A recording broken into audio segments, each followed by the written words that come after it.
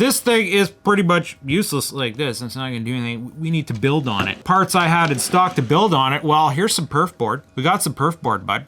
Here's a Hammond enclosure that perf board fits quite nicely into. And the shirter button that I'm using, well, that's going to be a nice, cutie little fit with just enough load bearing capacity to support that board. And oh my God, it was a feat of engineering that I'm actually quite proud of. Allow me to show you. I didn't skim this out on the computer, but I had to drop the board, and holy frick, it took a while to figure out how to lay this out to cram this much tech on such a small perf board, but I managed to pull it off. Oh boy. We need to get the old heat iron fired up. We might need to clear up some of this workbench or not. I don't know. We'll start this party and hum a few bars and join in once I got it figured out.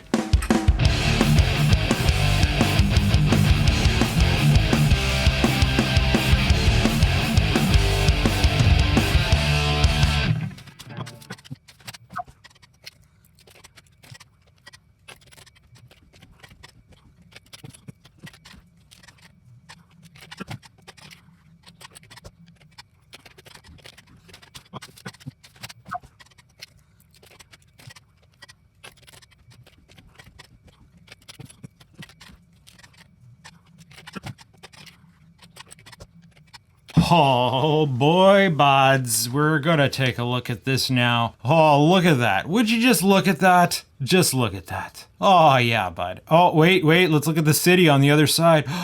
Ooh. Now we haven't mounted the button yet because the button has to be mounted to the box. It's literally the last thing we're putting in. Now, I've gone ahead, done some prep already, but I wanted to save the drilling of the hole for you. Yeah. See, this guy is going to sit in here like this. Look at how tight that is. And then the button's gonna go like through like that. And this is pretty much gonna get mounted to the button. We might hot snot it in there a bit just to keep things steady. But yeah, I wanna drill this hole, man. Come on, let's go. Okay, that went through like warp speed. Fast enough that it might be sloppy. So let's see. Now, if you do work with this shorter button, the pins aren't perfectly center. So I got lucky in my spacing, pre-figuring it out ahead of time. Okay, so we want the button through there like that. Now let's put it through the holes. Come on. Oh, yeah. Oh, that's gonna be such a tight little package. And then for the battery holder, oh boy, don't judge me when you see this thing. This thing was made back before you could buy battery holders for cells like this. You got a couple C-cell holders split in half, riveted to a piece of acrylic. It wasn't originally shaped like this. It's burnt to hell because it's been screwed with a lot over the years. And then, you know, I just kind of chowdered it up with the Dremel real quick so that we could basically interference fit it in here. Yeah, that's sexy as frig, but it's gonna work, man. So I need the bicycle, or I need a part that's on the bicycle. I gotta run out to the shed. I gotta go get the bicycle. Okay, here's the bicycle in question, sir. And the problem is right here. We gotta figure out where we're gonna mount this thing. And the bicycle, which was not purchased new, came with this mount here, which appeared to be for like a cell phone or something. And it was gonna be here, but it's gonna go right here center. And the plan is I'm gonna mount the control box right there like that. And in order to do that, I gotta get it bolted up to this spare clamping device that I have. So I figure we got to get this all pulled apart. See what makes it tick. We have a screw here. Is it going to undo? Oh, it's undoing. Okay. It's a bit of a spring mount. Yeah, and there we go. So we just have like one little chintzy screw. Wow, that's a brutal mounting solution. We're going to need something more prolific than that. But at least it simplifies the process. We just need like one hole in the middle of this guy. Like maybe right here. Let's figure out what screw we're gonna use first though. I'm not gonna use, look at that. We're gonna suspend how much weight with just that piece of crap. We might actually need a nut and bolt assembly. Something's gonna go up in behind there to reinforce it. Let's see if we get this off. Okay, we're gonna have to take this all apart. Spin. Let's see what we can find. Okay, I got some 632 buds here. Stainless even. They're gonna be a lot more capable. Let's see if we can force spin it up in there. Where's that hole? Right.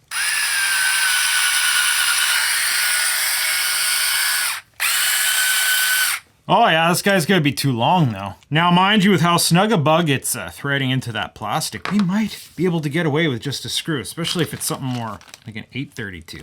That's even still too long. Shorter, please. 632 by ½ inch. Let's see what the survey says. Too short now, but it feels reasonably tight.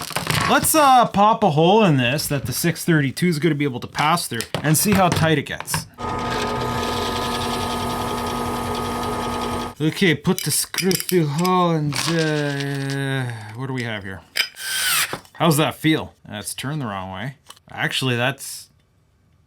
Oh, I'm able to put a fair amount of torque in there. I think that's going to be okay enough.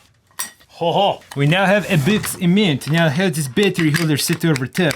Little bit of it. That's okay. We'll just stuff some crap underneath and it'll sit nice. Probably shmoo a bit of glue under there. So we got power. We need power exit. We need wire for power exit.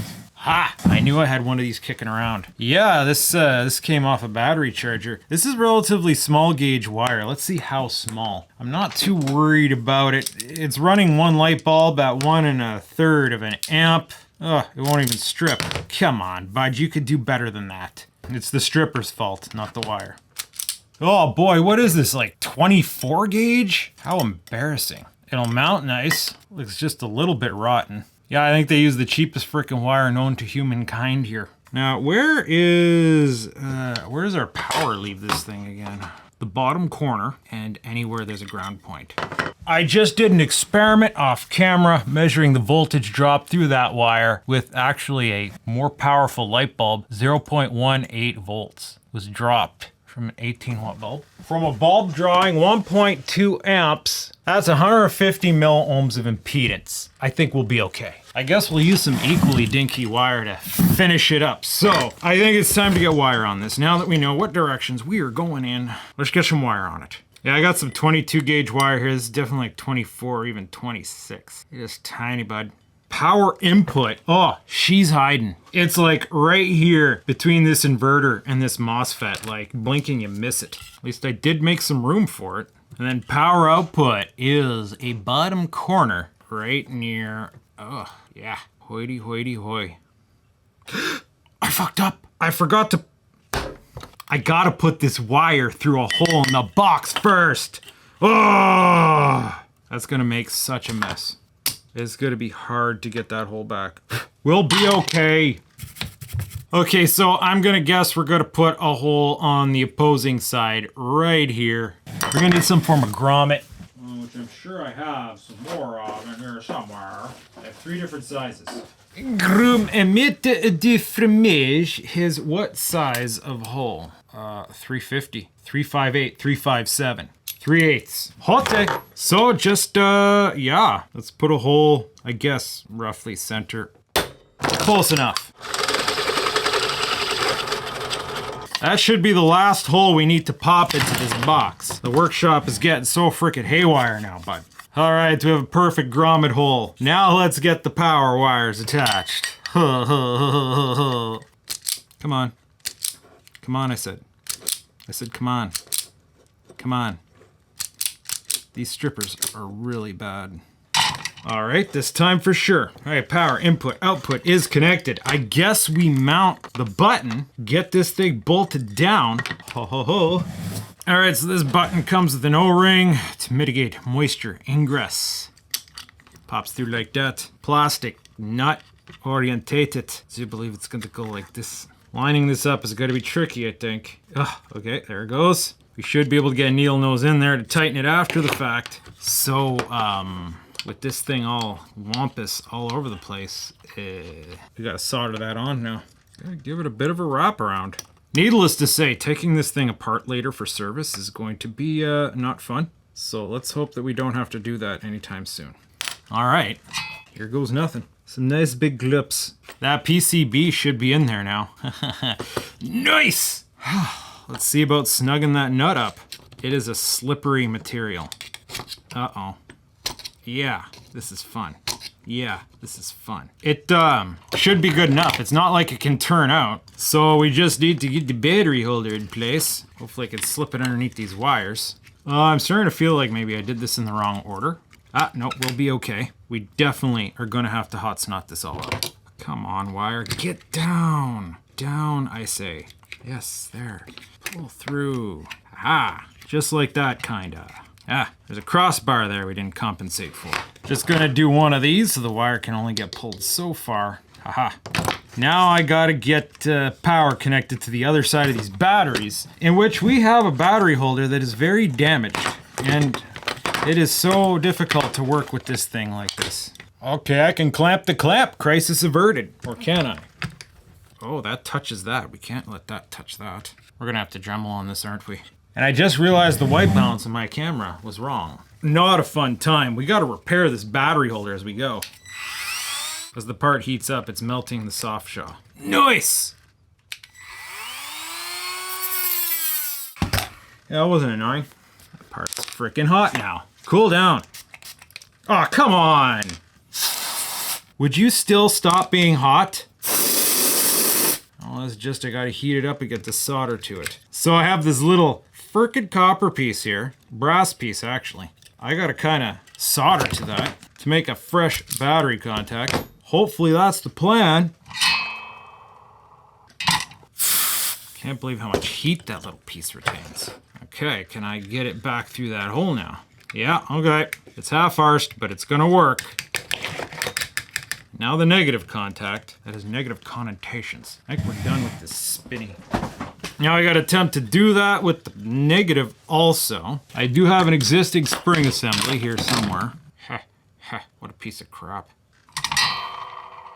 Okay, put the wire through the f***ing hole first. No wonder you have high blood pressure, stress, and anxiety. You do it to yourself, bud. That spring is a royal piece of crap, but it's gonna work. So I've gone ahead and cleaned up the rubber basket so that it doesn't look completely that bad. There's no real positive negative on these light bulbs. We just slot them on. Make sure these screws aren't completely loose. There's an index point here that matches up with like the rubber walls, and then we just kind of press her in there. It's a rubber boot, like literally, it's just a rubber boot that holds the bulb. So in theory, of course, we should be able to pop a battery into this very poor battery holder, pop a more different battery or a similar battery in here, not get any short circuits. We should be able to plug this into here and press the button, and it works.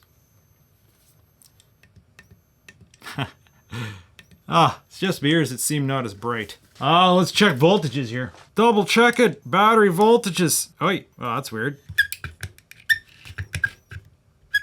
Okay, well, what are our battery voltages here? 8.10. Something's going wrong here. Uh-oh. This thing's gonna be on a bike. We can't have it be position sensitive. What's going on here, bud?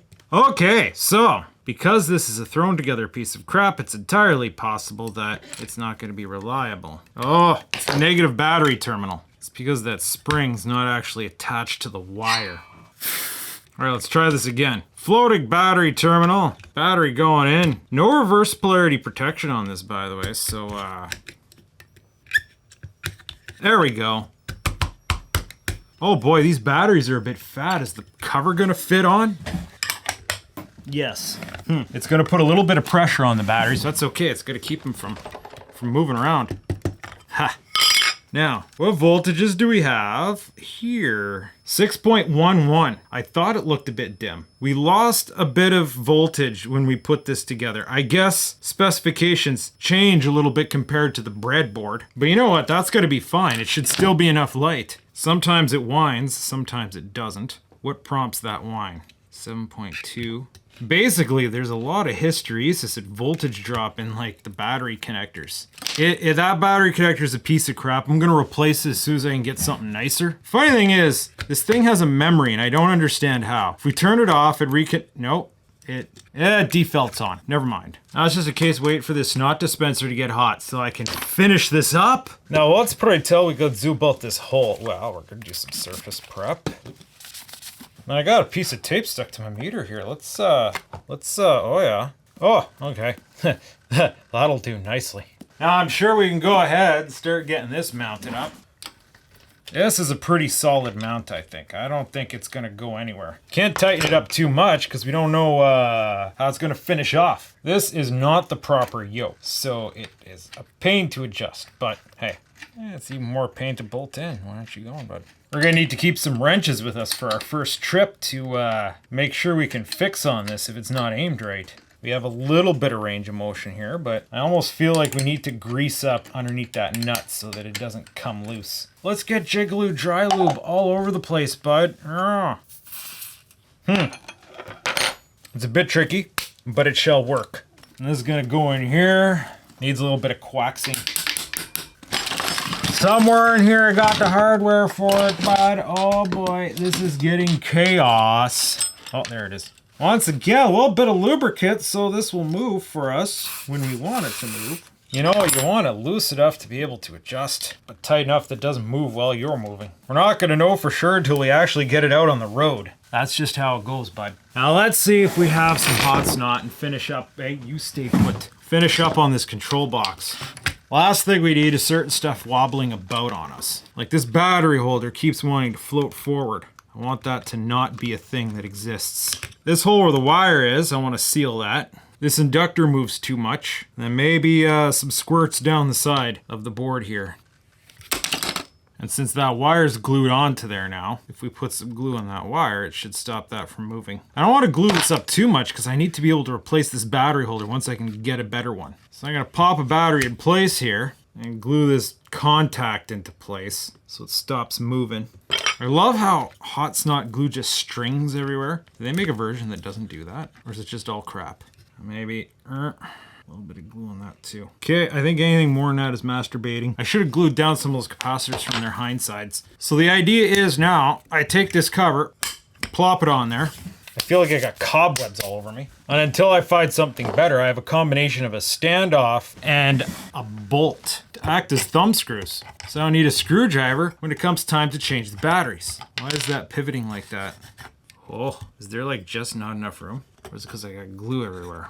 The only thing we gotta worry about is I believe these standoffs, they're plated brass, so that's mixed metals. Okay, that's door on now. I just gotta get the hardware mounted back on. Somehow. All right. So now I should just be able to, oh, look at that nice scratch. I don't think this thing liked being there like that. I should just be able to, how did I get this on before? A little bit of forceful nature. I should just be able to clamp that there like that in a way that's gonna be solid enough. And then we tack on the wires and then, we have light. Is it as bright as we want it to be? I don't know. I feel like it was brighter. But, we gotta test on this now and adjust on it. That's gotta be a pain in the arse. I need this, this, and this.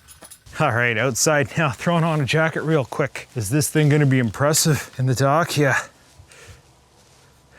You know what? That's not gonna be too bad. It probably doesn't look that impressive on camera, but we just have to stop it from floating away. Okay, I want it aimed a little bit down and in front. Like that's perfect right there. Let's see if we can tighten that up into that pot. Okay, so I'm hoping that bar clamp doesn't move anymore. Oh, that should be good. Fine tune our yoke, fine tune our tilt. I want it roughly aimed in front. I think that should be good right there. And now to celebrate and test it, I will go take a quick run up and down the block. BRB. Oh boy, I got just a little bit of sweat, but not a lot of sweat. That's cruel. Well, what can I say? It looks pathetic on camera. It ain't no ripper. It ain't winning. No brightness competitions anytime soon. But considering I kind of chucked it together out of scrap parts, I think it's gonna do. Especially just to light my way home, just a little bit. If I had to go faster, I'd want more light. Ultimately, I think if I needed night riding frequently, I would upgrade that to an LED. I have some H3 light fixtures like this. Throw one of those on there, an LED H3 bulb. I'd have to upgrade the inductor and tweak on my duty cycle, but it would work good. The only problem we're having is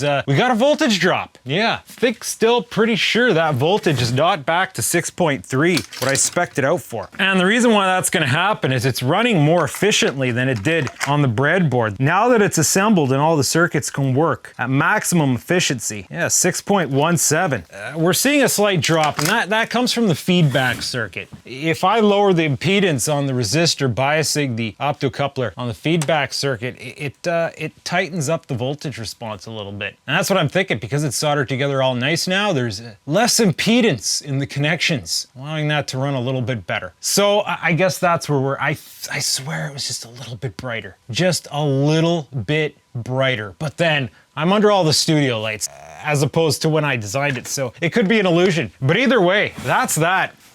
I built a headlight for my bicycle, like a legit headlight, something that I couldn't think of doing years ago. But you know, with modern batteries and PWM, hey, I can run a bulb like this no problem. And what's our watt hours? If we take like a 3.5 amp hour 26650 cell multiplied by 3.7 volts a cell, conservatively, times 2, that's 25.9 watt hours. Divide that by 8 watt hours of that bulb, I should get theoretically 3 hours of operation. I find that hard to believe. But the wonderful thing about this design is those batteries are going to start off at 8 volts, and as they run down until they get down to like 6.3 volts, where voltage starts to kick in, they're going to stay consistent. The brightness of that bulb is going to stay consistent for most of the battery life. So that's cool. And because I'm only using 2 cells, by the time I see that dim, I'm still not going to be at the cutoff voltage of the batteries. So I don't have to worry about undervolting them. Ideally, if you're building something like this, you want to use 3 cells, 3 18650s instead of 26650s. But you create a condition in which you can run those batteries down lower than their cutoff voltage and not know, because the bulb's still going to be running brighter because the PWM regulator is going to be doing its job. So you need some sort of undervoltage protection. That is, I believe, the final word. I'm not sure what else I can say about this. I hope you enjoyed this. If you did, stay tuned, because I like to tweak on stuff, and this was very impulsive. I literally just figured this out yesterday, threw it together today. I had a problem. I solved it. So, yeah.